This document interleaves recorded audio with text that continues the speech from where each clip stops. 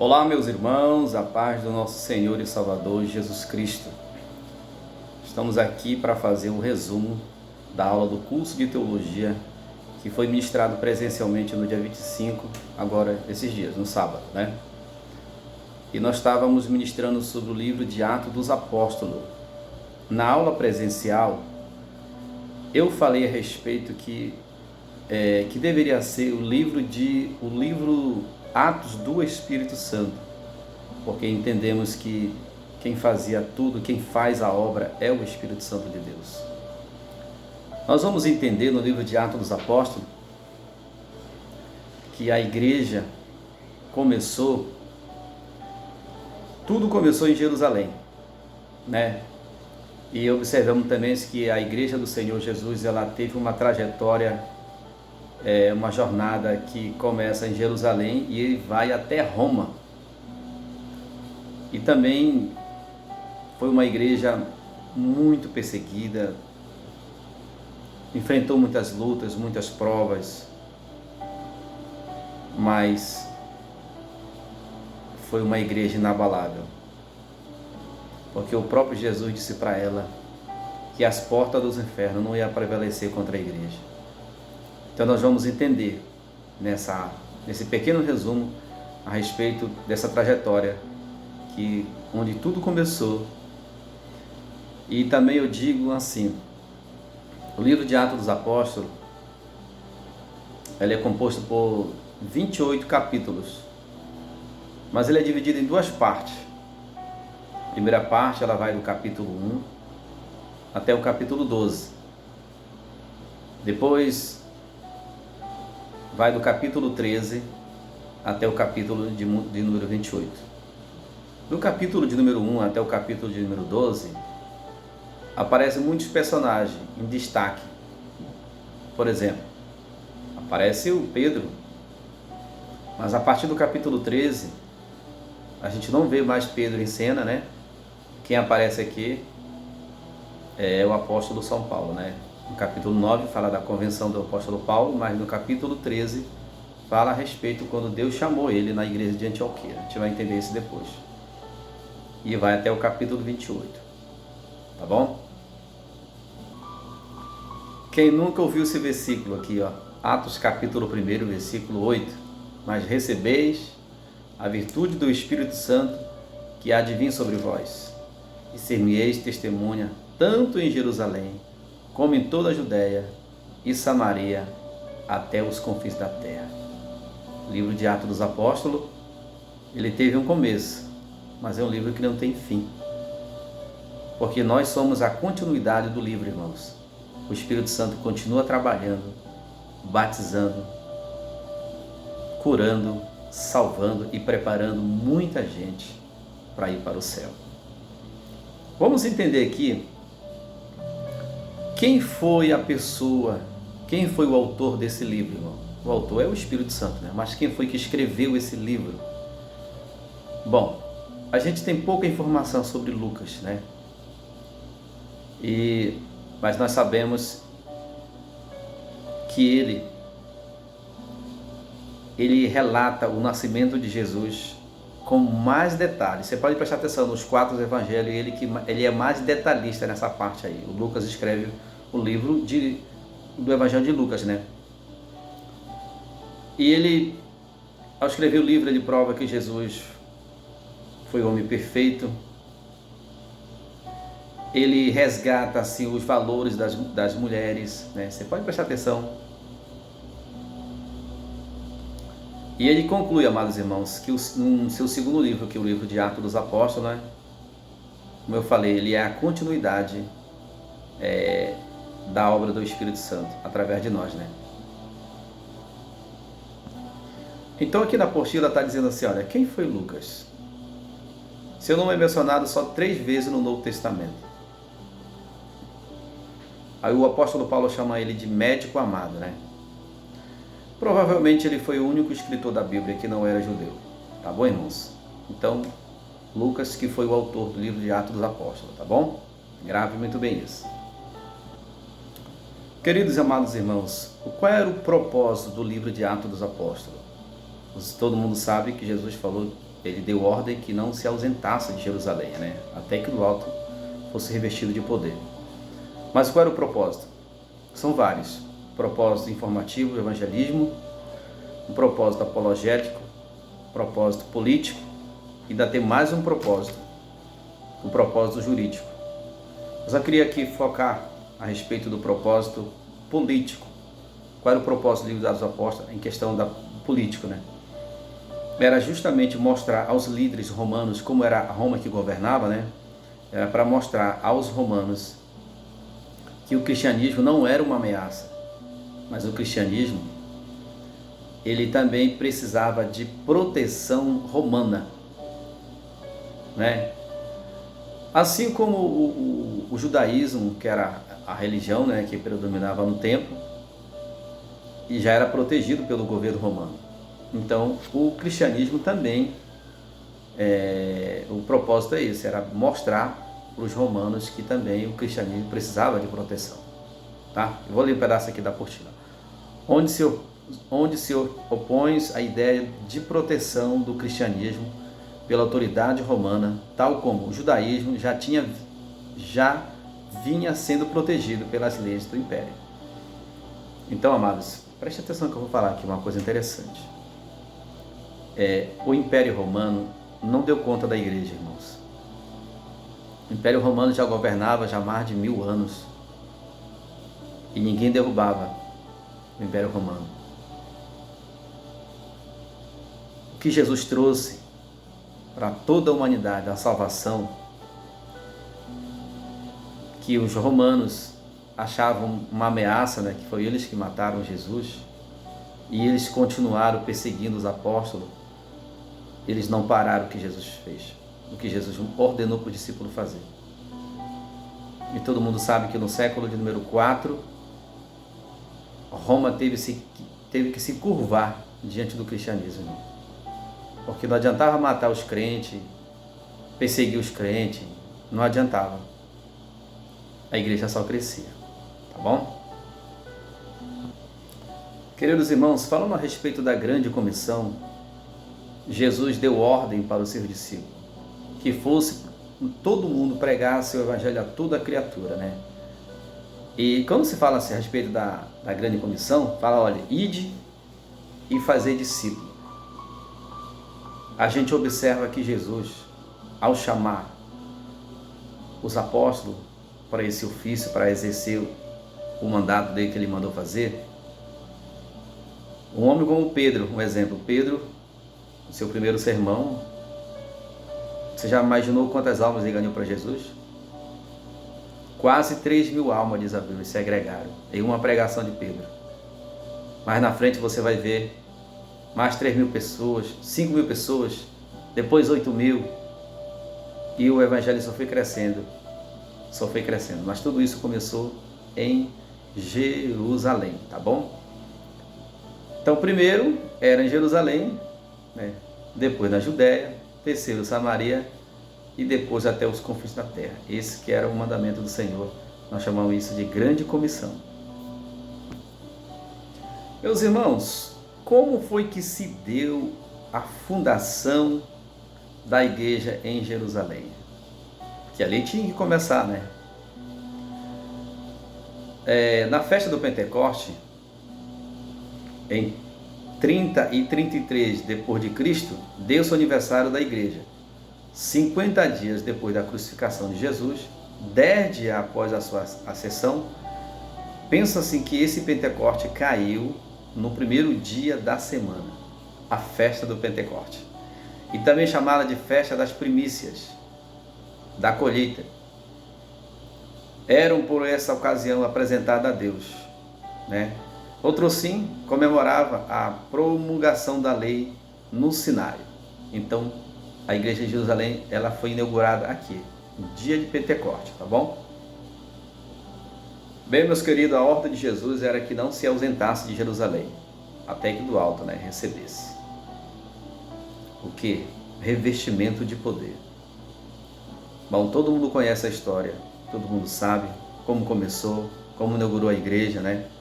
O Espírito Santo desceu sobre ali, sobre os nossos irmãos, né? foram vistas línguas repartidas como de fogo. Eles começaram a falar em outras línguas conforme o Espírito Santo lhe concedesse que falasse, né? Bom, quando isso aconteceu, um fato histórico que abalou todos que estavam ali, porque não era só uma nação que estava ali, tinha várias pessoas de várias nações. Ficaram assustados do que estava acontecendo, né? Tanto é que eles disseram, estão cheios de monstro. Pedro, no seu discurso, ele explicou e falou, esses homens não estão bêbados, né? Não estão embriagados como vocês estão pensando que eles estão. O que está acontecendo aqui é uma promessa do Pai. Olha só, a promessa do Pai. E ele citou, né, a passagem de Joel, capítulo 2, versículo 28, que fala a respeito que Deus ele ia derramar do seu Espírito sobre toda a carne. E foi aquilo, algo assim maravilhoso do que aconteceu ali, algo sobrenatural ali, né, a descida do Espírito Santo no dia de Pentecostes. E Jesus deixou bem claro a respeito do batismo com o Espírito Santo, né, irmãos? Que é o falar em novas línguas. A gente observa também lá na igreja de Éfeso, quando o apóstolo Paulo chegou, ele perguntou para os discípulos que estavam ali. Eles já eram crentes, e quando ele perguntou, eles disseram, nós nem ouvimos dizer que haja Espírito Santo. E a Bíblia diz que Paulo estendeu as mãos sobre eles, eles receberam o Espírito Santo e começaram a falar coisas maravilhosas, línguas diferentes, irmão. Línguas repartidas como que de fogo, vinda do céu mesmo. Começaram a profetizar, coisa maravilhosa, irmão. E isso, irmão, nós, graças a Deus, nós como assembleiano, nós temos esse privilégio, né? Porque em terras brasileiras, foi em Belém do Pará onde tudo começou, né? Uma irmã, Celina de Albuquerque, que recebeu, foi a primeira pessoa em terras brasileiras a receber o batismo com o Espírito Santo, o dom de falar em novas línguas. Os irmãos, a igreja de Jerusalém, Jesus deu uma ordem para a igreja que ficasse em Jerusalém, mas ele queria que o evangelho chegasse até os confins da terra. Então o Senhor lhe permitiu uma grande perseguição contra a igreja. E aí surge aqui uma outra igreja, né? Uma outra igreja de Antioquia. Essa igreja, os fundadores dessa igreja são anônimos, a gente não sabe quem foi que fundou essa igreja. Mas o que nós vamos entender aqui, que nessa igreja ela já estava uma igreja bastante grande, né? E naquela época a igreja de Antioquia, a cidade de Antioquia, né, era a terceira maior cidade do mundo, né? Uma grande metrópole naquela época, que hoje é na Turquia, né? É a cidade chamada de Anterkai, na Turquia. Então nós não sabemos quem foram os fundadores dessa igreja, mas nós sabemos uma coisa, que na igreja de Antioquia, vou ler aqui para vocês, tá bom? Olha só a qualidade dessa igreja.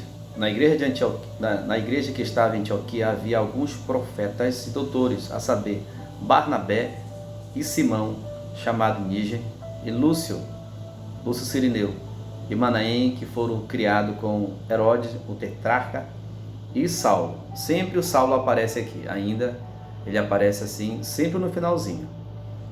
E olha só o que a igreja fazia. E servindo eles ao Senhor, jejuando, disse o Espírito Santo, apartai-me a Barnabé e a Saulo para a obra que eu os tenho chamado. Mas na verdade, a conversão do apóstolo Paulo aconteceu lá no capítulo de número 9. Todo mundo conhece a história, né? Que o apóstolo Paulo, ele foi, antes de ser um servo do Senhor, ele era um grande perseguidor da igreja, a Bíblia diz, né? Conta a história a respeito do que ele fazia, né? Com a igreja, perseguia os cristãos, matava mesmo, era um grande perseguidor. Mas quando o Senhor, ao encontrar com ele no caminho de Damasco, né? ele ficou cego por 3 dias e Deus então enviou uma pessoa, um homem cheio do Espírito Santo, para orar por ele, né? Lá na casa de Judas, né?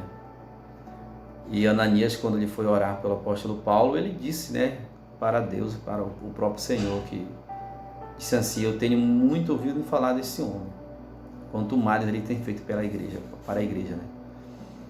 E o Senhor Jesus deixou bem claro para ele: olha, vai para mim, porque este é para mim um vaso escolhido.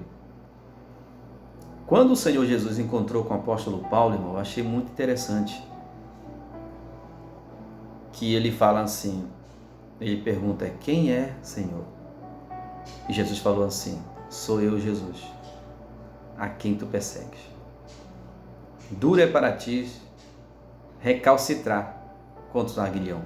Eu expliquei para os irmãos na aula aqui sobre o aguilhão. O que é o aguilhão, né? Que é uma vara bem comprida. Na ponta da vara tem metal, né? Para espetar o animal. Quando o animal